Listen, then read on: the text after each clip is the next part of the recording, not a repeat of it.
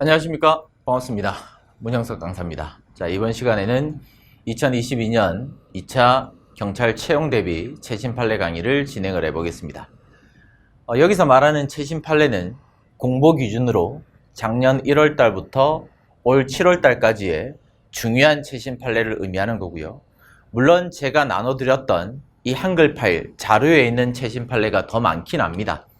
하지만 지금까지 출제가 되지도 않았던 그러한 최신 판례들까지 모두 정리하는 것은 지금 우리가 시험 자체가 급박해 있는 상태이기 때문에 비효율적이에요. 그래서 모든 판례들을 공부하진 않을 거고 중요한 최신 판례들을 엄선을 해가지고 제가 강의를 진행을 할 겁니다. 강의를 듣다 보시면 당연히 지금까지 공부했던 과정에 알고 있는 판례들도 있을 거고 모르고 있는 판례들도 있을 거예요. 알고 있는 판례들 같은 경우에는 그냥 스킵을 해버리시거나 아니면 그냥 키워드 따고 결론 위주로 결국 쟁점만 간단하게 정리를 하고 넘어가시면 충분합니다. 모르고 있는 판례들, 특히 모르고 있는 판례들 중에서 최근에 법원 행시라든지 법원 서기보 시험이라든지 출제가 되고 있는 중요한 기출 그리고 최신 판례들은 사실관계라든지 사안의 쟁점까지도 정확하게 숙지를 하고 있을 필요가 있다. 자료가 있을 거예요. 그죠?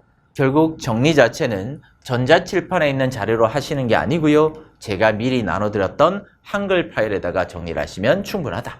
지금부터 우리가 공부를 하게 될 이 전자칠판에 대한 내용들은 그냥 지문에 있는 것들을 시각적인 내용으로서 활용하는 것에 불과한 것이지 실제로 여기에 있는 부분이 직접적으로 시험에 나올 부분은 아닌 것이기 때문에 그냥 참고만 하시면 충분하다. 그럼 바로 들어가 봅시다.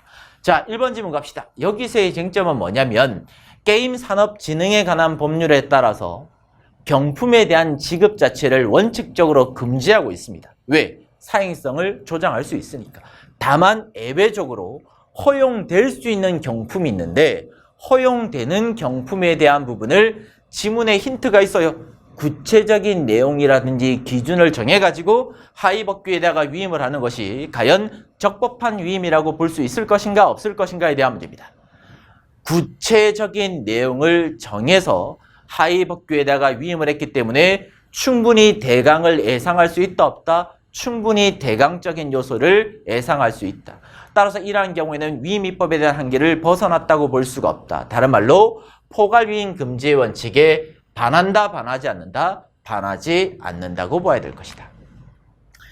좀 전에 보았던 여기서의 쟁점은 경품 제공을 하는 부분에 있어서 그러한 것들을 하위법규에다가 위임을 하는 것이 적법한 위임이라고 볼 수 있을 것인가 없을 것인가에 대한 문제인데 사실관계를 간단하게 설명을 드려보면 갑이라는 피고인이 게임장을 운영하는 과정에 경품을 제공했고 그로 인해 가지고 게임산업 진행에 관한 법률에 따라서 재판을 받고 있었습니다.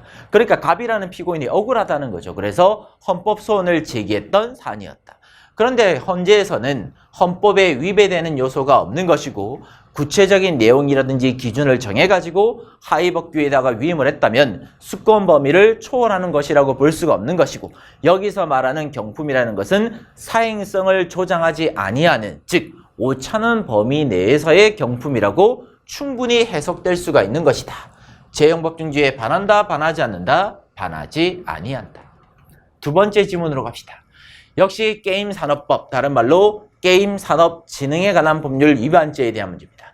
여기서의 쟁점은 뭐냐면 게임산업진흥에 관한 법률에는 게임물의 비정상적인 이용행위를 하게 되었을 때 처벌한다고 되어 있는데 그럼 여기서 말하는 게임물의 비정상적인 이용이라는 표현 자체를 어떻게 해석할 것인가에 대한 문제예요. 형벌법규는 원칙적으로 어떻게 해석해야 된다? 엄격하고 제한적으로 해석을 해야 되는 것이다. 왜? 피고인한테 불리한 쪽으로 해석을 하면 안 되는 것이기 때문에. 갑이라는 피고인은 게임 제공업자로부터 권한을 부여받지 않은 상태가 아니었고 제공업자로부터 적법하게 권한을 부여받은 상태에서 게임머니를 생성을 한다든지 게임 아이템을 생성을 했던 겁니다. 그러면 이러한 경우에는 비정상적으로 이용하는 경우라고 볼 수가 없는 것이다. 왜? 이러한 경우까지 비정상적으로 이용하는 경우라고 해석을 해버리면 가벌성에 대한 범위가 너무나 넓어져 버릴 거기 때문에 피고인한테 불리한 해석이라고 봐야 되겠죠. 따라서 주로 게임머니 등을 획득하기 위해서 일반적이지 않은 방법, 비정상적인 방법으로서 게임물을 이용하는 것을 의미한다고 봐야 될 것이지 포인트는 제공업자로부터 권한을 부여받아가지고 게임머니라든지 아이템을 생성하는 행위까지 포함된다고 볼 수가 없다. 옳은 지문입니다. 포함된다고 해석을 해버리면 가벌성에 대한 범위가 너무나 넓어져 버릴 거다.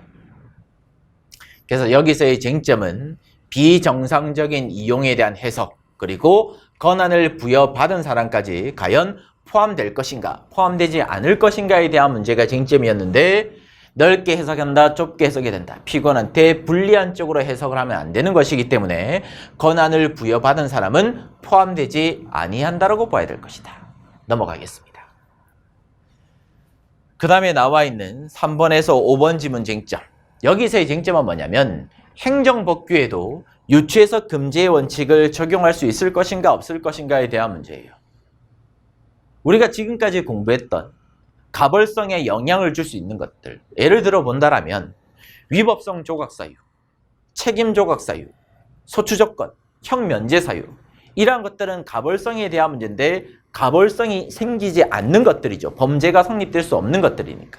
그러니까 가벌성과 관련되어 있는 문제들 중에서도 피고인한테 유리한 사유 같은 경우에는 넓게 해석해야 된다, 좁게 해석해야 된다.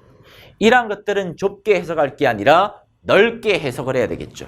그래서 우리가 지금까지 빈출되어서 공부되었던 공선법상 자수 사건에서 자수라는 개념은 언제부터 언제까지다?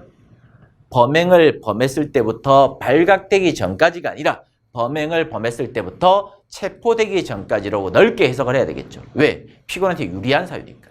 근데 만약에 피고인한테 불리한 사유로서 어떤 가벌성에 영향을 줄 수 있는 것들이라면 넓게 해석하는 게 맞겠습니까? 좁게 해석하는 게 맞겠습니까?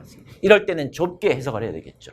따라서 행정법규에 대한 문제라 할지라도 가벌성에 영향을 줄 수가 있고 처벌 대상으로서 피고인한테 불리한 것이라면 엄격하게 해석을 해야 되는 것이기 때문에 이러한 행정법규에 대한 문제라 할지라도 유추해석 금지의 원칙은 매한가지로 그대로 적용이 된다고 봐야 돼요.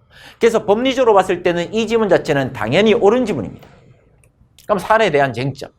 여기서의 쟁점은 형벌법규의 적용 대상이 되는, 그 말은 어기게 되었을 때 처벌이 될 수 있는 행정법규인 경우에는 유추해석 금지의 원칙이 여전히 적용될 수 있는가에 대한 문제가 쟁점인데 적용될 수가 있다.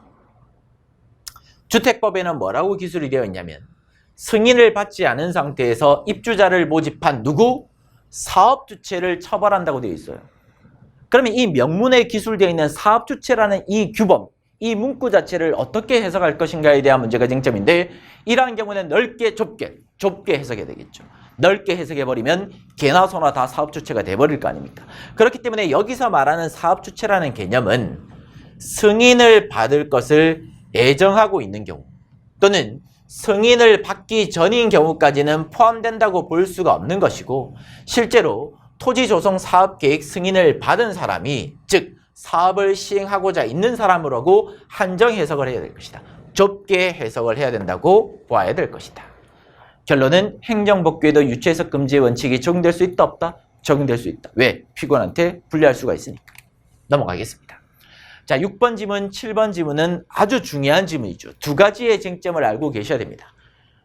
알 수 없는 경위에 따라서 비트코인이 입금이 되었고 그것을 자기의 다른 계좌로 이체를 시키게 되었을 때 과연 배임죄가 성립될 수 있는가 없는가, 즉 타인의 사무처리자가 인정될 수 있는가 없는가에 대한 문제가 첫 번째 쟁점. 두 번째, 차고 송금 사건이라는 법리 자체를 이 비트코인 사실관계의 접목, 즉 유처 적용할 수 있는가 없는가에 대한 문제가 두 번째 쟁점이다. 일단 차고 송금 사건부터 정리해 봅시다. 차고 송금 사건은 두 가지의 쟁점이 있죠. 첫 번째, 착오로 홍콩 달러가 이체가 되었다. 갑이라는 피고인이 자기 계좌에 돈이 들어와 있으니까 은행에 가서 인출했다. 이건 사기죄가 됩니까? 안 됩니까? 은행에 대한 사기죄는 안 되잖아요. 은행에 대한 사기죄. 소비임치 계약 등에 따라서 자기가 가지고 있는 채권을 실현하는 것에 불과한 것이지 은행에 대한 기망을 한 것이 아니기 때문에 기망에 의한 사기죄가 성립될 수는 없습니다. 다만 원래 피해자의 관계에 있어서는 신의 측에 따라서 위탁관계라든지 보관자에 대한 지위가 인정이 될 수가 있는 것이고 횡령죄는 성립이 될 수가 있겠죠. 따라서 차고 송금 사건에 대한 법리 자체를 여기다가 유추 적용해서 과연 갑이라는 피고인한테 배임죄가 성립될 수 있는가에 대한 문제인데 배임죄가 일단 성립되지 않습니다. 옳은 지문이 정답인데 뒤로 가시면 몇 가지의 쟁점을 정리해 봅시다. 일단 사실관계를 먼저 보시면 가상화폐 거래 사이트가 있었고 거기에 A라는 사람이 회원이었고 피해자였다. 근데 어떤 원인인지는 모르겠지만 알 수 없는 원인으로 A 피해자 계좌에 있던 비트코인이 갑이라는 사람의 계좌에 입금이 돼버렸다. 그러자 갑이라는 사람이 옳고 이게 웬 떡이냐. 자기의 다른 계좌로 다시 이체를 하게 되었을 때 과연 배임죄가 성립될 수 있을 것인가? 없어요. 왜 없냐면 첫 번째 쟁점. 왜 없다? 이유는 배임죄가 성립이 되려면 갑이라는 피고인하고 A라는 피해자는 신임관계를 기초로 해서 타인의 재산을 관리하거나 협력해주는 지위가 인정이 돼야 됩니다. 근데 지금 A라는 피해자고 갑이라는 피고인 사이에서는 일면식이 전혀 없는 사람이에요. 남남입니다. 따라서 피해자하고 피고인 사이에서는 무엇이 없다? 신임관계가 인정된다라고 보기가 힘들다. 이게 첫 번째 이유고. 두 번째 이유에 대한 부분은 차고 송금 사건에 대한 부분을 유추 적용하면 된다 안 된다? 유추 적용을 해버리면 개나 소나 배임죄가 된다고 봐야 되겠죠. 가벌성에 대한 범위가 넓어져 버릴 겁니다. 따라서 엄격하고 제한적으로 해석을 해야 되는 것이기 때문에 차고 송금 사건을 유추 적용해서는 아니 된다. 따라서 배임죄로 처벌하는 것은 재형법정주의에 반하는 해석이라고 봐야 될 것이다. 따라서 결국에는 갑이라는 피고인한테는 타인의 사무처리자가 인정이 될 수가 없고 따라서 자신의 다른 계좌로 이체를 시킨 경우라 할지라도 배임죄에 대한 성립 자체가 인정이 될 수가 없습니다. 이건 오타예요. 배임죄에 대한 성립 자체가 아니라 배임죄에 대한 성립 자체가 인정이 될 수가 없을 것이다. 넘어가겠습니다. 8번 질문. 여기서의 쟁점은 개인정보보호법에 대한 양벌 규정에 대한 해석에 대한 문제인데 개인정보보호법에는 뭐라고 되어 있냐면 정보 처리자로서 공공기관, 그 중에서도 법인격 없는 중앙행정기관이라든지 소속기관을 개인정보 처리자라고 기술을 하고 있습니다. 다만 처벌을 받는 양벌 규정에는 뭐라고 기술되어 있냐면 법인 또는 개인이라고만 되어 있어요. 법인만 처벌받는다는 거예요. 그럼 여기서 기술되어 있는 이 법인이라는 개념을 어떻게 해석할 것인가? 즉 중앙행정기관도 이 법원에 포함된다고 볼 것인가? 법인에 포함되지 않는다고 볼 것인가에 대한 문제가 쟁점이에요. 중앙행정기관, 즉 경찰청을 법인에 포함된다고 해석해버리면 법인에 대한 범위가 매우 넓어져 버리겠죠. 개나 소나 법인이 돼버릴 것이고 개나 소나 양벌 규정에 대한 적용 대상이 돼버릴 겁니다. 따라서 피고인한테 불리할 수가 있는 것이기 때문에 엄격하고 제한적으로 해석을 해야 될 것이다. 따라서 이러한 경우에 법인은 누구는 포함되지 않는다? 법인격 없는 공공기관은 포함되지 아니한다고 봐야 될 것이다. 갑이라는 피고인은 경찰청 소속의 형사입니다. 경찰 공무원이에요. 근데 이 갑이라는 경찰 공무원이 형사, 사법 정보 시스템 등을 이용해가지고 채무자의 개인정보 등을 조회를 해봤습니다. 이러한 경우에 과연 양벌 규정에 대한 적용을 받을 것인가에 대한 문제가 쟁점이었는데 법인에는 법인격 없는 공공기관, 경찰청은 포함되지 않는 것이라고 해석을 해야 된다. 포함된다고 해석을 하는 것은 재형법정주의에 반한다고 봐야 될 것이다. 따라서 처벌될 수가 있다 없다? 처벌될 수가 없다. 형벌법규는 엄격하고 제한적으로 해석이 되어야 될 것이다. 넘어가겠습니다. 9번 질문. 대통령 기록물법에 따라서 유출이 금지되어 있는 문서를 어떻게 해석할 것인가에 대한 문제가 쟁점인데 유출이 금지되어 있는 문서에는 원본하고 사본까지 포함될 것인가 아니면 원본만이 포함된다고 볼 것이지 사본은 포함되지 않는다고 볼 것인가 여기에 대한 문제가 쟁점이 되었습니다. 결론부터 말씀드리면 사본이나 추가 출력물까지 포함된다고 해석하는 것은 재형법정주의 원칙상 허용되지 아니한다. 옳은 지문이 정답이에요. 왜 그렇느냐? 원본만을 의미하는 것이지 사본 등은 포함되지 않는다.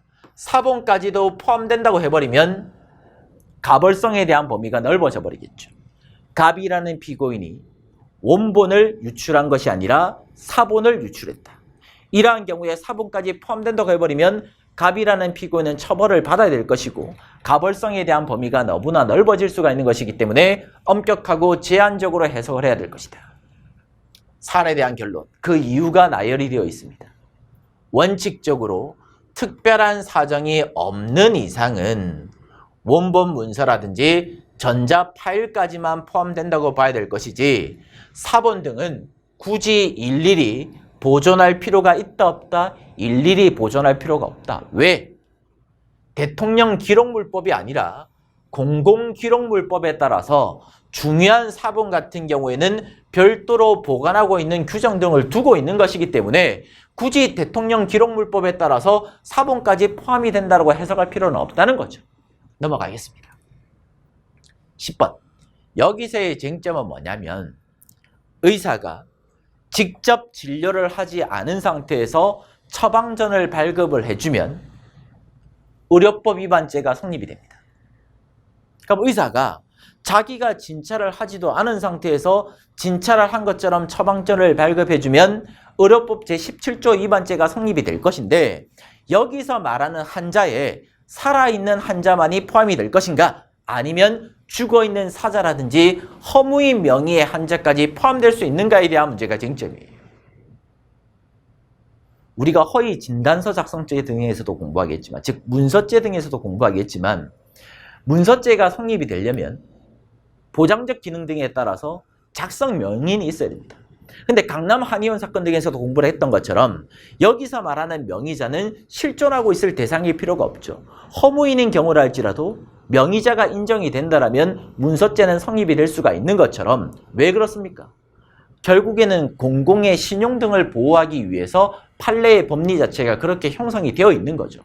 그러면 결국에는 여기서 말하는 처방전이라는 것은 생존하고 있는 사람의 처방전뿐만 아니라 존재하고 있지 않는 허무인 명의의 처방전을 발급해주는 경우라 할지라도 공공의 신용 등을 저해할 요소를 가지고 있는 것이라고 봐야 될 것이고 따라서 포함된다고 봐야 될 것이다. 따라서 의료법 위반죄에 대한 입법 취지를 고려해 봤을 때 다른 말로 목적론적 해석 방법에 따라 봤을 때 이렇게 해석을 한다 할지라도 재형법정주의에 반한다라고 볼 수는 없습니다. 충분히 이렇게 해석될 수 있다. 목적론적 해석 방법이 뭐예요? 돌발 퀴즈. 타미플루 사건이 가장 대표적인 판례죠. 무상으로 수여하는 행위를 판매 행위라고 볼 수 있는가? 물론 엄격히 해석하면 수여하는 행위하고 판매 행위는 다른 거죠. 유추해석이라고 봐야 됩니다. 하지만 판례는 왜 유추해석이라고 보지 않습니까?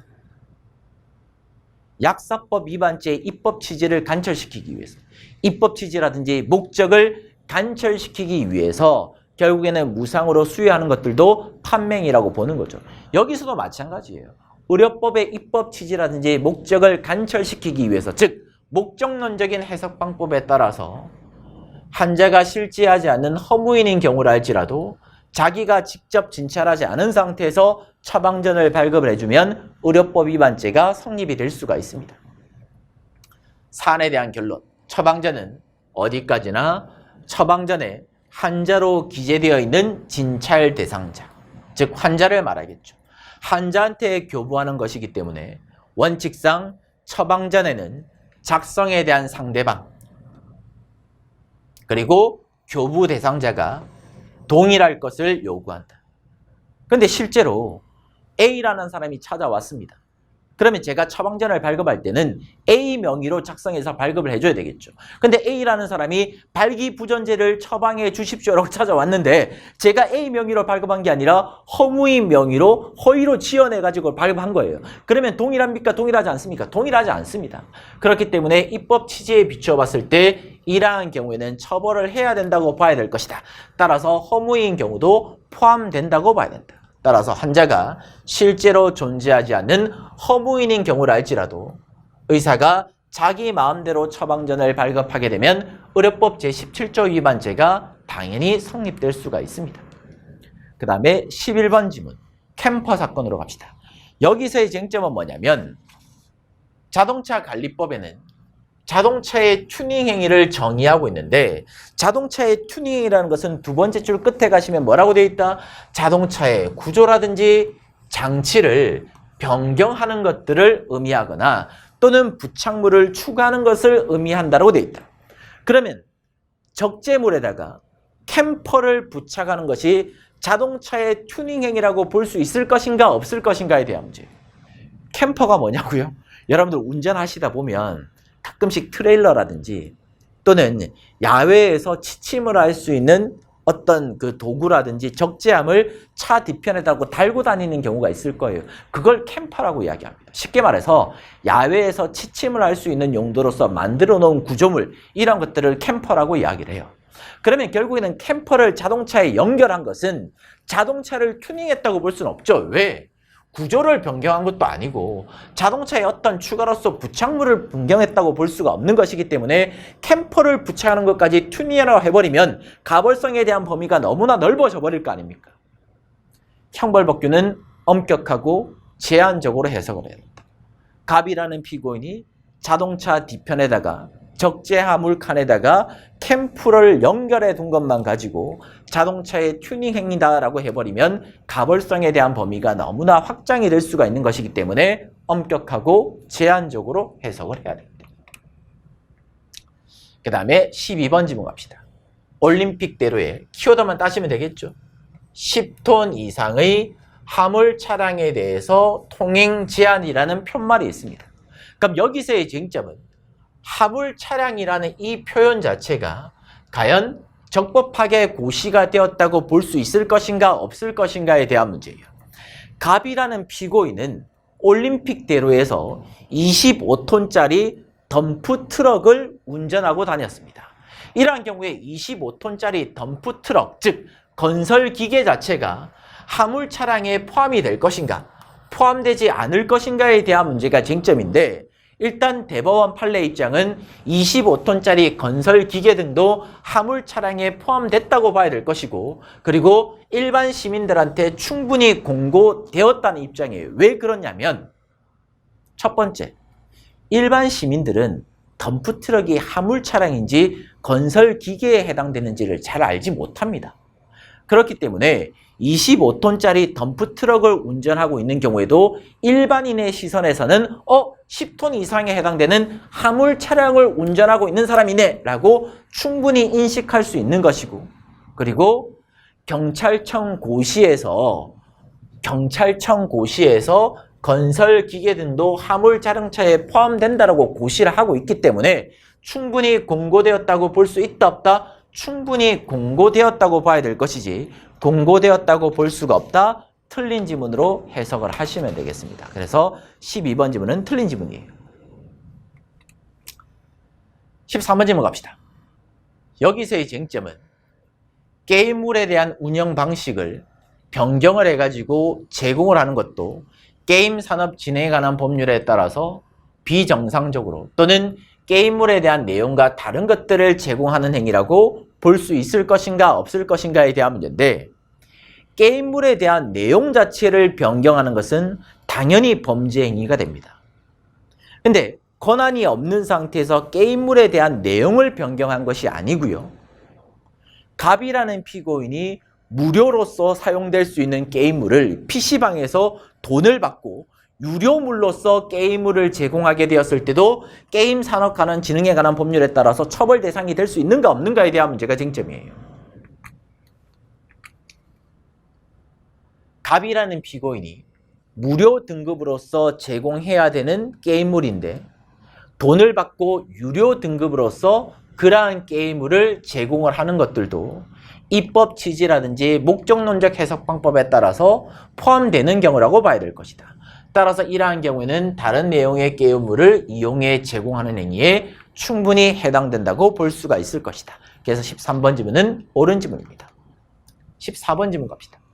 여기서의 쟁점은 약사가 아닌 사람이 약국을 바로 개설하는 것이 아니고요. 벌써 약사가 개설해 놓은 약국을 인수를 해가지고 운영을 하는 것들도 과연 약사법 위반죄에 해당이 될 것인가 해당되지 않을 것인가에 대한 문제가 쟁점이에요. 좀 전에 제가 타미플루 사건을 간단하게 언급한 적이 있습니다. 약사법의 입법 취지 목적이 뭐냐면 약사가 아닌 사람이, 약사 자격을 갖지 않은 사람이 무분별하게 약을 유통하는 것을 애초부터 막기 위해서 약사법 위반죄라는 것을 만들어 둔 겁니다. 그렇기 때문에 무상으로 수여하는 것들도 막아야 되겠죠. 약사가 아니니까. 그렇기 때문에 판례가 이러한 입법 취지에 따라서 목적론적인 해석을 해가지고 무상으로 수여하는 것도 뭐로 보겠다? 판매라고 봐버리겠다는 거예요. 그래서 여기서도 마찬가지예요.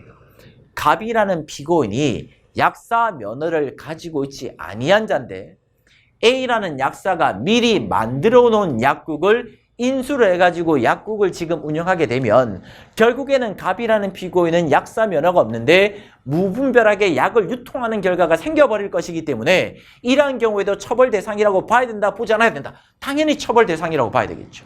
그러면 다시 돌아와서 약사가 아닌 사람이 포인트는 새롭게 약국을 개설하는 게 아니라 A라는 약사가 벌써 개설해 놓은 약국을 인수를 하는 것도 과연 약사법 위반죄에 해당되는 경우라고 볼 수 있는가에 대한 문제인데 약사가 아닌 사람의 약국 개설 행위라고 보아야 될 것이다.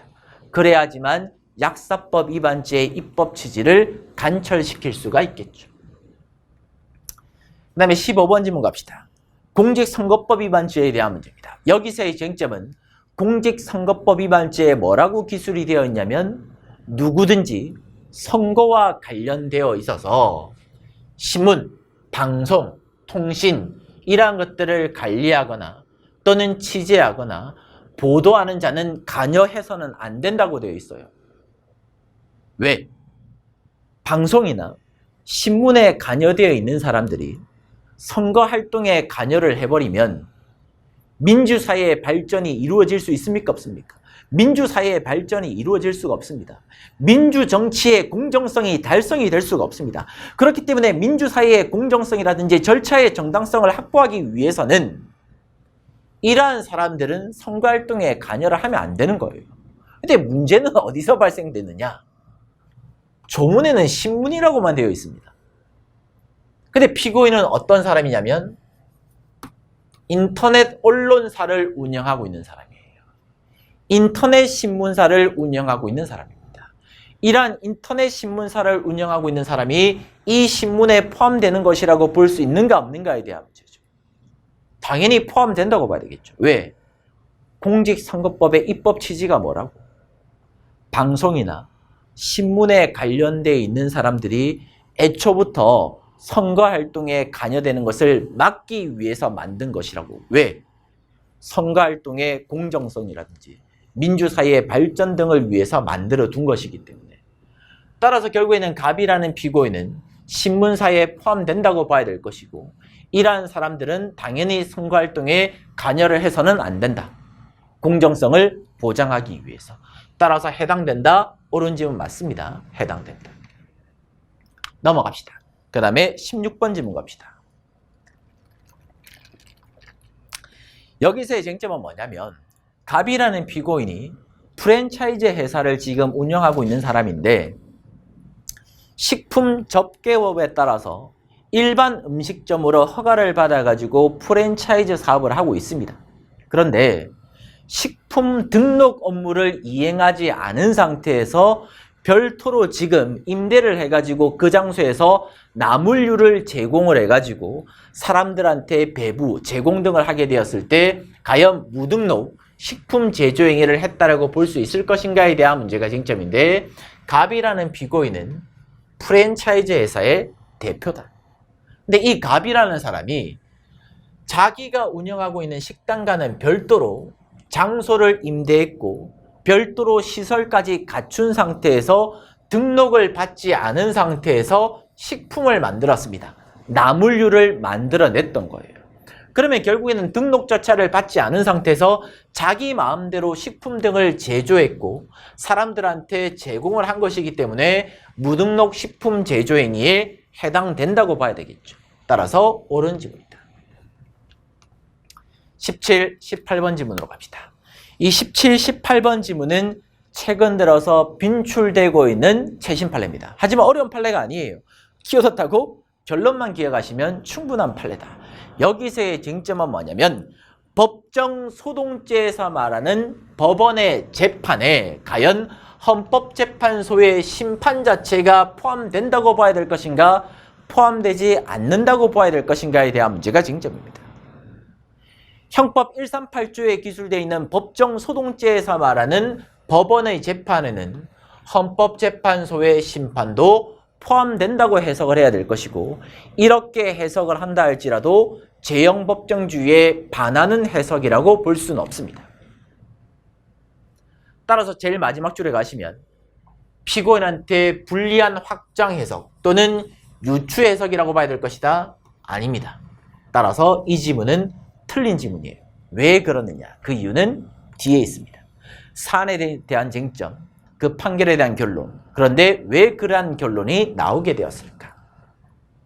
형법 138조에는 법정소동죄라는 조문이 있다.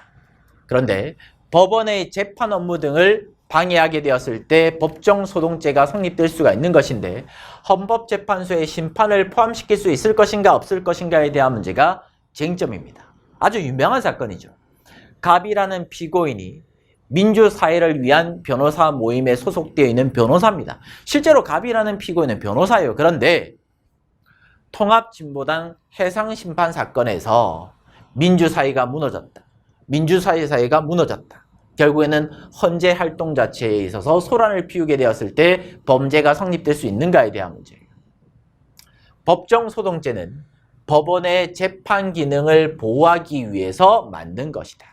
따라서 헌법재판소의 재판 기능 자체도 법정소동죄에서 말하는 재판 기능에 포함된다고 보는 것이 입법자의 의도에 부합하는 것이라고 보아야 될 것이다. 그렇게 해석하는 것이 입법 취지라든지 목적에 부합한다고 봐야 되기 때문에 역시 138조에 대한 해석론도 목적론적 해석 방법에 따라서 포함되는 것이라고 해석을 해도 유추해석 금지의 원칙에 반한다라고 볼 수가 없습니다. 따라서 138조의 법원의 재판에는 모두 포함된다. 헌법재판소의 심판 기능 자체도 포함되는 것이라고 해석을 해야 된다. 따라서 갑이라는 피고인은 헌재에서 소란을 피우게 되었을 때도 법정소동죄가 성립될 수가 있다 없다? 법정소란죄가 성립될 수가 있습니다. 22번 접근금지, 문헌 송신금지 키워드 따두시고, 임시보호명령을 위반해가지고 피해자한테 접근을 한다든지 또는 갑이라는 피고인이 피해자한테 문자 메시지를 보낸다든지 지속적으로 연락을 하게 되었을 때 과연 사회봉사명령 위반 그리고 가정폭력범죄 위반죄가 성립될 수 있을 것인가에 대한 문제가 쟁점인데, 포인트가 되는 부분은 어디냐면 두 번째 줄 끝이에요. 피해자가 양해라든지 승낙이 있는 경우에 과연 범죄가 성립될 수 있을 것인가 없을 것인가에 대한 문제인데, 설사 피해자가 승낙을 한 경우였다 할지라도 구성요건 해당성은 충족되는 경우라고 봐야 될 것이고, 위법성이 조각되지 않고 범죄가 여전히 성립이 될 수가 있습니다. 그래서 구성요건에 해당이 되고 형법 제20조에 따라서 정당행위라고 볼 수가 없다. 일단 옳은 지문이에요. 그럼 왜 그러느냐? 본 사안에 대한 쟁점은 갑이라는 피고인이 접근 금지 명령을 받게 되었다. 피고인이 접근 금지 명령을 받은 상태에서 피해자가 승낙을 한 경우에 문자 메시지를 보낸다든지 접근을 시도하게 되었을 때 가정폭력범죄 처벌법 위반죄가 성립될 수 있는가에 대한 문제가 쟁점인데, 하단에 가시면 가정폭력 처벌법 위반죄는 피해자가 양해를 했는지 하지 않았는지에 관계없이 행위자한테 접근을 금지하는 것을 입법 목적으로 하는 것이다. 따라서 이러한 것들을 명하고 있는 점, 만약에 피해자가 승낙이라든지 양해를 하게 되었을 때 구성요건 해당성이 조각된다고 만약에 해석을 해버리면 입이죠. 개인의 의사로서 법원이 내려놓은 임시보호명령을 사실상 무효화시키는 결과가 생겨버리는 것이기 때문에 이러한 것들을 인정해 줄 수는 있다 없다? 인정해 줄 수 없는 거예요. 법원은 기껏 임시보호명령을 내렸는데 갑자기 피해자가 승낙을 했다고 범죄가 성립되지 않는다고 해버리면 법원이 내려놓은 임시보호명령에 대한 효력 자체가 애초부터 없는 것이 돼버리잖아요. 그렇기 때문에 이러한 이유 때문에 피해자가 양해를 한다든지 승낙을 하는 경우라 할지라도 범죄가 성립된다 안 된다? 범죄가 성립되는 경우라고 봐야 될 것이고, 그리고 왜 정당행위가 인정이 될 수가 없느냐면 그 밑에는 정당행위가 인정될 수 없는 이유 등이 나옵니다. 피해자가 뭐라고 했어요?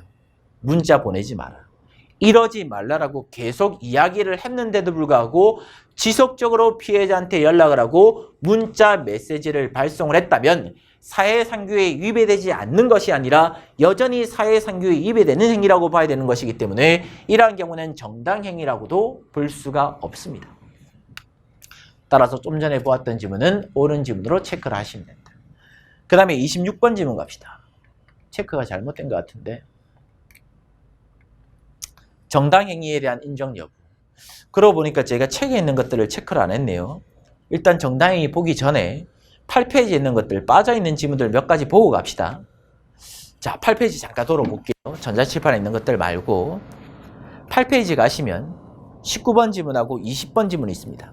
19번 지문은 동기설에 대한 문제고 20번 지문에 대한 문제는 외국에서 받은 형의 집행에 대한 문제인데, 일단 위에 있는 지문 동기설에 대한 문제로 갑시다. 판례는 동기설에 따라서 반성적 고려 차원이라고 볼 것인가 아니면 정책적 변경 차원이라고 볼 것인가 여부에 따라서 1조 2항을 적용할 수도 있고 하지 않을 수도 있다는 입장입니다. 여기서의 쟁점은 뭐냐면 예전에는 해직이 된, 즉 현직 교원이 아니라 해직이 된 교원 같은 경우에는 노동조합에 가입을 할 수 없다라고 되어 있었습니다. 근데 이제는 법률이 변경이 되어서 해직이 된 교원도 노동조합에 가입을 할 수 있게끔 변경이 되었어요. 그럼 기존에 범죄가 된다라고 놔두었던 것은 너무나 부당했기 때문에 반성적 고려 차원에서 비범죄를 시켜버린 것이기 때문에 이러한 경우에는 1조 1항이 적용된다, 1조 2항이 적용된다. 1조 2항이 적용되는 것이기 때문에 가벌성이 소멸된다, 가벌성이 소멸되지 않는다, 가벌성이 소멸되는 것이라고 봐야 된다. 다른 말로 소급표가 적용된다, 적용되지 않는다, 소급표가 적용된다고 봐야 된다. 다른 말로 1조 1항이 적용된다, 1조 2항이 적용된다, 1조 2항이 적용된다라고 문제를 푸셔야 되겠죠. 따라서 제일 끝에 가시면 법적 견해의 변경이라고 봐야 될 것이다. 따라서 이러한 경우에는 범죄를 구성하지 아니한 때에 해당된다고 봐야 될 것이고 1조 2항을 적용해야 된다고 봐야 되겠죠. 그 다음 밑에 있는 지문 갑시다. 20번 지문. 형법 제7조 조문이 변경되었죠. 외국에서 형의 집행을 받은 자 같은 경우에는 일부 또는 전부를 산입해줘야 된다. 산입 규정으로 변경이 되었습니다. 하지만 여기서 산입을 해줘야 되는 대상자는 외국에서 유죄 판결을 받은 사람을 말하는 것이지 외국에서 무죄 판결을 받은 경우에는 포함된다, 포함되지 않는다, 포함되지 않는다라고 우리가 정말 많이 공부했을 거고, 근데 여기서의 쟁점은 뭐냐면 외국에서 무죄 판결을 받은 사건이 아니에요. 필리핀 살인죄 사건이 아닙니다. 우리나라로 송환되기 위해서 송환되는 과정에 구금되어 있는 것들도 형법 제7조에 대한 적용 대상이라고 볼 수 있는가에 대한 문제가 쟁점이에요. 외국에 있는 사람이 우리나라에 송환이 되기 위해서 구금되어 있는 것은 형법 제7조의 해석론에 따라서 외국에서 유죄 판결을 받는 과정에 구금되어 있는 사람이라고 볼 수가 없는 것이기 때문에 필리핀 살인죄 사건하고 마찬가지로 형법 제7조의 산입 대상이다, 산입 대상이 아니다, 산입 대상에 해당된다고 볼 수가 없습니다. 따라서 제일 끝에 산입된다? 틀린 지문이죠. 밑에 있는 각주까지 읽어보시고요. 9페이지 갑시다. 21번 지문. 역시 제가 빠뜨리고 바로 전자칠판에 있는 22번 지문 같기 때문에 21번 지문도 살펴봅시다. 여기서의 쟁점은 뭐냐면 감정평가업자가 아닙니다. 전문 자격을 가지고 있는 사람이 아닌데 토지에 감정을 한다든지 토지에 심겨져 있는 장래삼에 대한 감정을 하게 되었을 때 과연 정당행위가 인정이 될 수 있을 것인가 없을 것인가에 대한 문제가 쟁점이에요. 토지가 있습니다. 근데 이 토지가 수용이 될 거예요. 그럼 수용이 되면 뭐를 부과받게 됩니까? 토지 수용 보상금을 이 사람들이 부과받게 되겠죠. 근데 문제는 A 등과 같은 사람들은 당연히 돈을 많이 받고 싶을 거 아니에요. 자기 땅이 수용이 되니까. 근데 수용되는 땅에 무엇이 심겨져 있냐면 장래삼이 심겨져 있는 거예요. 그러니까 과연 이 장례삼에 대한 가격을 얼마로 책정할 것인가 매우 중요한 요소가 되었겠죠. 근데 문제는 갑이라는 피고인이 감정평가 자격을 가지고 있지 아니한 사람인데 토지 감정이라든지 장례삼에 대한 손실보상금을 책정하기 위해서 평가를 하게 되었을 때 정당행위가 인정이 될 수 있는가에 대한 문제가 쟁점이에요. 자, 돌아보면 요지에 그 내용이 정확하게 기술이 되어 있습니다. 소송법에는 뭐라고 기술이 되어 있다? 법관의 지식이라든지 경험을 보충하기 위해서. 왜? 법관에 있어서는 전문성의 한계를 가질 수밖에 없죠. 그렇기 때문에 법관에 있어서는 자기가 전문 분야가 아니기 때문에 경험 등을 보충하기 위해서 특별한 학식이라든지 경험을 가지고 있는 사람한테 결국에는 법원에 보고하게끔 만들 수 있다 없다? 만들 수가 있는 것이기 때문에 감정평가업자라는 자격을 가지고 있지 아니하는 경우라 할지라도 충분히 평가를 할 수가 있는 것이고 따라서 민사소송법 절차에 따라서 평가를 한 것이라면 당연히 정당행위로서 위법성이 조각된다고 봐야 될 것이다. 따라서 21번 지문은 옳은 지문입니다. 22번 지문은 설명드렸고요. 23, 24, 25번 지문 갑니다. 23, 24, 25번 지문에 대한 쟁점이 얼마 전에 있었던 경찰 간부 시험에 출제가 되었죠. 여기서의 쟁점은 갑이라는 노동조합에서 쟁의행위, 파업을 합니다. 그러면 그러한 파업을 통해 가지고 업무방해죄를 범하게 되었는데 을이라는 사람이 이러한 업무방해죄를 간철시키기 위해서 도와준다든지 조력자로서 활동을 하게 되었을 때 을이라는 사람한테 업무방해죄에 대한 방조가 인정이 될 수 있을 것인가 없을 것인가에 대한 문제. 파업에 대한 문제는 정말 중요하죠. 파업 자체를 하게 되었을 때 정당행위가 인정이 될 수가 있을 것인가 없을 것인가, 뭐 구조조정에 대한 문제라든지 정리해고에 대한 문제라든지 이러한 것들도 같이 정리를 하고 계셔야 될 것이고, 전면적인 것인가 배타적인 것인가 병존적인 것인가 같이 정리하고 있어야 될 것이고, 그리고 임시총회를 거쳤는가 찬반 투표를 거쳤는가에 대한 문제도 같이 정리하고 있어야 될 것이고, 어찌되었든 간에 이 사실관계에서는 갑자기 파업을 함으로써 사업주가 가지고 있는 자유의사에 혼란을 줄 수가 있는 것이고 업무방해죄가 성립될 수가 있는 경우였는데, 을이라는 사람이 이 갑이라는 노동조합 측의 파업을 도와줌으로써 업무방해죄를 용이하게 만들었다면 을이라는 사람한테는 당연히 업무방해죄에 대한 방조가 인정이 될 것이다. 다만 을이라는 사람한테 업무방해죄에 대한 방조가 인정이 되려면 인과관계가 인정이 돼야 되겠죠.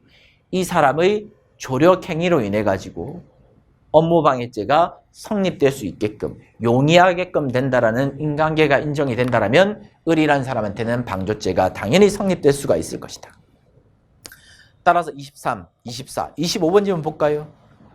정범에 의해서 법익 침해에 대한 위험을 증대시키면 방조범이 성립될 수가 있는데, 문제는 방조범한테는 인과관계가 요구되지 아니한다가 아니라 당연히 인과관계가 인정이 돼야 되겠죠. 따라서 위에 있는 지문들은 옳은 지문이겠지만 최근에 경찰 간부 시험에 출제되었던 이 지문은 틀린 지문입니다.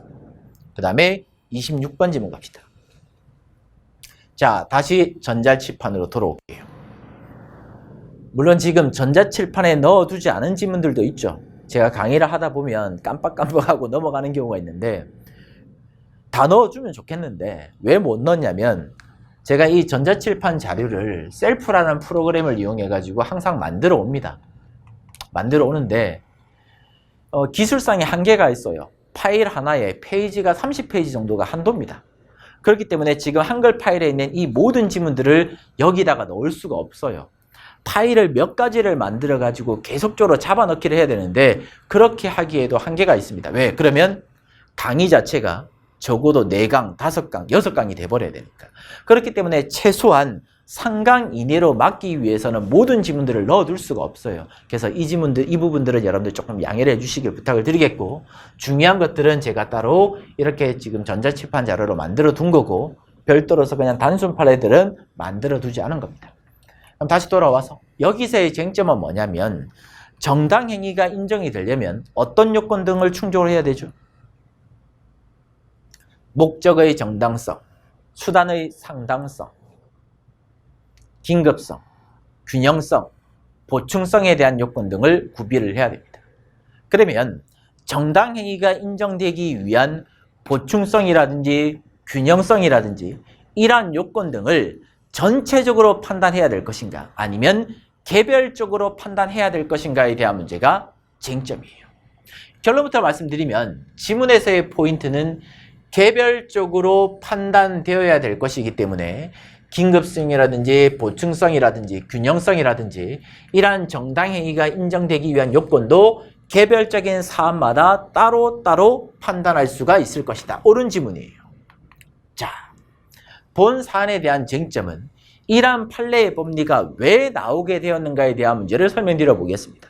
물론 여러분들은 그냥 키워드 따고 결론 중심으로 문제를 맞추시면 끝납니다. 왜? 뭐로 가도 설명하면 되니까. 하지만 이 판례의 법리가 나오게 되었을 때는 읽어내기가 쉽지 않습니다. 사실관계야 키워드가 명확하겠지만 판례의 법리가 나오는 경우에는 이 문구 자체가 추상적으로 이루어져 있기 때문에 이것을 여러분들이 자기 것으로 체득하는 것이 쉽지는 않아요. 따라서 이러한 것들을 이해하기 위해서는 어느 정도는 사안에 대한 쟁점이라든지 비하인드 스토리라든지 사실관계까지만 알고 있어야지만 이해할 수가 있어요. 그럼 다시 돌아와서 어떤 행위 자체가 피고인이 어떤 행위를 했습니다. 업무 등을 방해한다든지 재물을 손괴하는 어떤 행위를 했는데 그러한 행위 자체가 정당행위로서 20조에 따라서 위법성이 조각될 것인가 조각되지 않을 것인가에 대한 문제는 전체를 기준으로 판단할 것이 아니라 개별적으로 판단할 수가 있을 것이다. 왜 개별적으로 판단할 수가 있느냐? 갑이라는 피고인이 A라는 사람이 사과나무를 운영하고 있습니다. 가수원을 운영하고 있어요. 그래서 원래 갑이라는 피고인하고 A라는 피해자가 관정을 설치했습니다. 돈을 각각 분배해가지고 관정을 설치했는데 선생님 관정이 뭡니까? 관정이 뭐냐면 밭에다가 물을 끌어오기 위한 시설을 관정이라고 이야기합니다. 보통 뭐 지하수를 판다든지 또는 용수로를 파가지고 결국에는 밭까지 물이 못 오니까 물을 끌어오기 위한 시설을 만들었는데 갑이라는 사람하고 A라는 사람이 다툼을 벌이면서 사이가 좋지 않게 돼버렸어요. 그러니까 A라는 사람이 갑이라는 사람이 간정을 사용하지 못하도록 여기다가 자물쇠를 걸어둬 버린 거죠. 그러니까 A라는 사람이 간정을 사용하지 못하도록 자물쇠를 걸어둬 버리니까 갑이라는 사람도 농사를 지어야 되는데 대추 농사 등을 지어야 되는데 농사를 지을 수가 없어요. 왜? 물을 끓여다가 쓸 수가 없으니까. 그러니까 갑이라는 사람이 열받는다고 이 자물쇠를 부셔버렸습니다. 손괴를 해버린 거예요. 이러한 경우에 과연 이 갑이라는 사람한테 정당행위가 인정이 될 수 있을 것인가 없을 것인가에 대한 문제가 쟁점이다. 자, 그럼 이제 사안의 결론으로 가봅시다. 갑이라는 피고인의 재물 손괴행위 당시에 피고인의 법익이 계속적으로 침해되고 있었다 없었다? 침해되고 있었죠. 농사를 지을 수가 없잖아요. 유지되고 있었고 사회 통념에 따라서 민사소송을 새롭게 제기하는 등 다른 조치를 취한다든지 피해자한테 자물쇠를 열어주십시오, 시정을 요구하는 등의 사전 절차를 밟을 것까지 기대하기는 힘들다. 민사소송이 하루 이틀 만에 끝나는 게 아니잖아요. 아니 저도 간정을 설치하는 과정에 돈을 냈는데 A라는 사람이 자기 마음대로 자물쇠를 걸어가지고 간정을 사용하지 못하도록 만들고 있습니다. 민사소송을 제기해봤자 민사소송에 대한 판결이 나오기까지는 많은 시간이 소요될 수밖에 없기 때문에 이 사람이 계속 손 빨고 있을 수는 없잖아요. 그렇잖아. 이러한 문제 등이 발생될 수가 있는 것이기 때문에 동기라든지 정당성, 수단의 상당성 이러한 것들을 판단할 때 충분히 긴급한 필요 등도 인정된다고 볼 수가 있을 것이다. 그렇기 때문에 갑이라는 사람이 자물쇠에 대해서 손괴를 하는 경우라 할지라도 긴급한 필요성이 있는 경우라고 봐야 될 것이고 이러한 사실관계를 개별적으로 판단해 봤을 때 정당행위가 인정되는 것이라고 봐야 된다. 그렇기 때문에 판례는 개별적으로 판단할 수 있다는 표현을 사용한 겁니다. 근데 원심에서는 어떻게 판단을 했냐면 원심에서는 2심에서는 갑이라는 사람이 지금 당장 농사를 짓고 있는 게 아니잖아요. 자물쇠를 손괴할 당시에 농사를 당장 짓고 있는 상태가 아니었기 때문에 원심에서는 긴급성 등이 없다. 따라서 정당행위가 인정될 수가 없습니다. 라고 판시를 했던 겁니다. 하지만 대법원에서는 원심에 대한 입장을 파기환송시켜버렸던 거죠. 그래서 여러분들은 법리만 기억하시면 됩니다. 긴급성이라든지 보충성이라든지 정당행위가 인정되기 위한 요건 등은 개별적인 사실관계마다 개별적으로 판단할 수 있다 없다? 판단할 수가 있다. 28번부터 30번 지문 정말 중요한 판례입니다.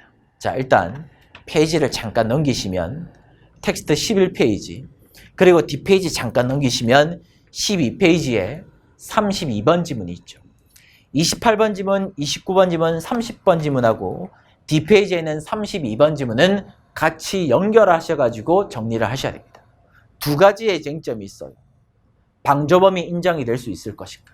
그리고 중간에 일시적으로 판례의 변경이 있는 경우라 할지라도 법률의 착오로서 정당한 이유가 인정이 될 수 있을 것인가 없을 것인가에 대한 문제다. 자, 키워드는 법률행위 중간에 위반행위 중간에 판례가 변경이 되어서 처벌 대상이 되지 않는 것으로 해석된 적이 있는 경우라 할지라도 자기 행위가 죄가 되지 않는다고 믿은 데 대해서 정당한 이유가 있다라고 할 수 있다가 아니라 할 수가 없습니다. 왜?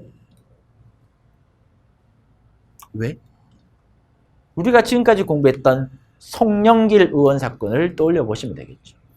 법률 전문가이자 국회의원이었던 송영길 의원이 의정보고서를 발행 배부하게 되었을 때 정당한 이유가 인정이 됩니까? 안 됩니까? 안 되죠. 왜? 판례는 어떤 입장을 취하고 있습니까? 행위자가 속해져 있는 집단이라든지 행위자가 가지고 있는 지적 능력 등을 기준으로 판단하니까. 즉, 갑이라는 피고인이 법률 전문가로서 변호사의 자격을 가지고 있는 자였다면 네가 조금만 더 문헌을 확인해보고 판례를 검색을 해봤다면 너의 행위가 범죄가 된다는 점을 충분히 알 수가 있는 것이었기 때문에 정당한 이유가 있다 없다? 없다라고 해석을 했던 거죠. 역시 마찬가지입니다. 갑이라는 피고인이 설사 중간에 자기가 한 행동 자체가 판례에 따라서 처벌 대상이 되지 않는 것이었다 할지라도 이제는 판례가 변경이 되어서 처벌되는 대상으로 바뀌었던 거예요. 그러면 네가 조금만 더 판례를 검색해봤다면 문헌을 찾아봤다면 너의 행위 자체가 범죄가 된다는 점을 충분히 알 수가 있었던 것이기 때문에 정당한 이유가 인정이 된다 안 된다? 안 된다는 거죠. 다시 보기 링크 사이트 사건. 예전에는 저작물을 침해하는 과정에 링크를 걸어두는 것은 방조가 된다 안 된다. 예전 판례 입장은 방조가 안 된다는 입장이었죠. 왜? 예전에는 저작권 침해 행위가 인정이 되거나 저작권 침해 행위에 대한 방조가 인정이 되려면 저작물을 복제하거나 즉 복사하거나 그것을 전송하게 되었을 때만 인정을 했습니다. 하지만 이제는 판례 입장이 변경이 되었기 때문에 링크를 걸어두는 것도 저작물 침해 행위를 도와주는 행위라고 볼 수가 있는 것이기 때문에 방조가 된다 안 된다? 방조가 된다. 그러면 다시 보기 링크 사이트 사건으로 가봅시다. 갑이라는 피고인은 다시 보기 링크 사이트라는 사이트를 운영하고 있는 업자고 P라는 사이트는 해외에서 운영되고 있는 P2P 사이트입니다. 공유 사이트예요. 그렇기 때문에 이 P라는 해외 공유 사이트에 회원들이 영화라든지 드라마라든지 영화 제작물을 업로드를 해두는 경우에 그것들을 불법적으로 다운을 해가는 거죠. 그래서 을이라는 사람이 정범입니다. 공중송신권을 침해하고 있는 정범, 저작권 침해 행위를 범하고 있는 정범이고요. 이란 정범이 저작권 침해 행위를 용이하게 해주기 위해서 갑이라는 사람이 P라는 P2P 사이트에 대해서 링크를 걸어두는 거예요. 그럼 링크 창을 걸어두면 그걸 클릭하는 순간 이 사이트로 바로 연결이 돼버리겠죠. 그러면 A 등과 같은 사람들이 당연히 불법 영화라든지 드라마를 쉽게 지금 다운로드를 받아갈 수가 있겠죠. 결국에는 이러한 정범의 행위를 링크를 걸어둠으로써 도와주고 있는 경우라고 보아야 될 것이다. 그래서 전원합의체 판결로서 기존의 판례 입장이 변경이 되었습니다. 혹시라도 예전판 가지고 계신 분들은 다 지우셔야 돼요. 당연히 알고 계시겠죠, 지금쯤은. 그러면 링크 행위 자체는 판례 입장이 변경이 되었기 때문에 공중송신권 침해에 대한 방조, 저작권 침해 행위에 대한 방조가 될 것이다. 따라서 갑이라는 사람은 저작권 침해 행위에 대한 방조죄가 성립될 것이고, 이것을 업로드해가지고 공유 사이트를 운영하고 있는 사람은 정범이 되겠죠. 그럼 예전에는 처벌 대상이 되지 않았다.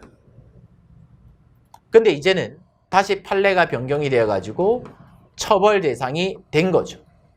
근데 만약에 갑 말고 갑-라는 사람이 예전 판례 입장에 비추어 보게 되면 링크를 걸어둬도 처벌 대상이 되지 않는 것이라고 생각했습니다. 근데 이제는 판례 입장이 변경이 되어가지고 처벌 대상이 되는 것처럼 변경이 되었죠. 그래서 이 갑-라는 사람은 어떻게 주장하고 있다? 자기 행위가 죄가 되지 않는다고 믿은 데 대해서 정당한 이유가 인정이 됩니다. 따라서 형법 제16조에 따라서 책임이 조각되어서 벌하지 않습니다라고 상고 이유로 주장을 하고 있겠지만 아니다. 갑-라는 피고인 네가 조금만 더 확인해보고 심사숙고를 해봤다면 이제는 판례 입장이 변경이 되어서 처벌 대상이 된다는 점을 충분히 인식할 수가 있는 것이었기 때문에 정당한 이유가 있다 없다? 정당한 이유 자체가 인정이 될 수가 없는 거죠.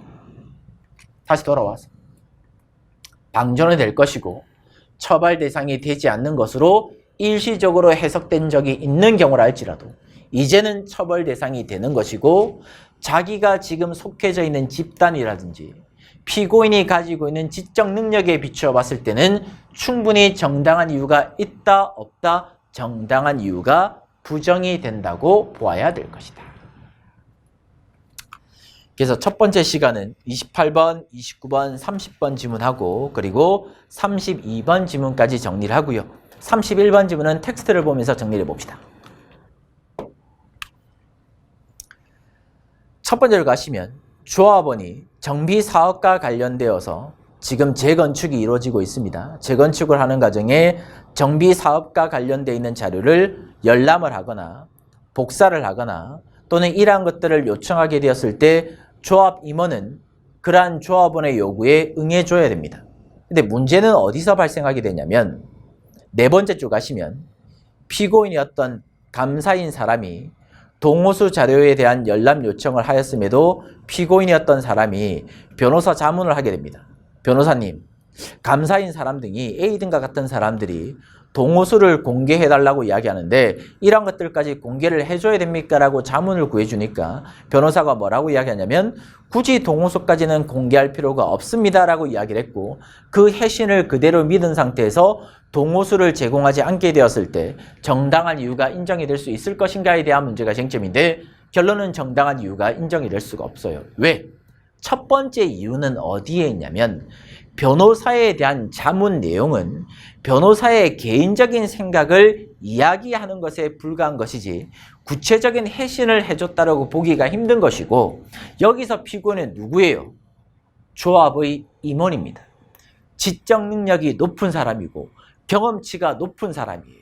그러면 피고인이 조금만 더 확인을 해보고 심사숙고를 해봤다면 자기의 행위가 범죄가 된다는 점을 충분히 인식할 수가 있었던 경우였기 때문에 좀 전에 말씀드렸던 사실관계하고 마찬가지로 정당한 이유가 인정된다, 부정된다, 부정되는 경우라고 봐야 될 것이다. 따라서 제일 끝에 가시면 정당한 이유가 있다가 아니라 정당한 이유가 인정될 수가 없습니다. 그래서 문제를 푸실 때는 신축 건물의 동호수 거기다가 키워다 놔두시고 설사 변호사의 자문을 믿은 경우였다 할지라도 정당한 이유가 인정이 될 수가 없다까지 정리를 하시면 되겠습니다. 뒷페이지에 있는 공범과 신분부터는 10분만 쉬고 다시 보도록 하겠습니다.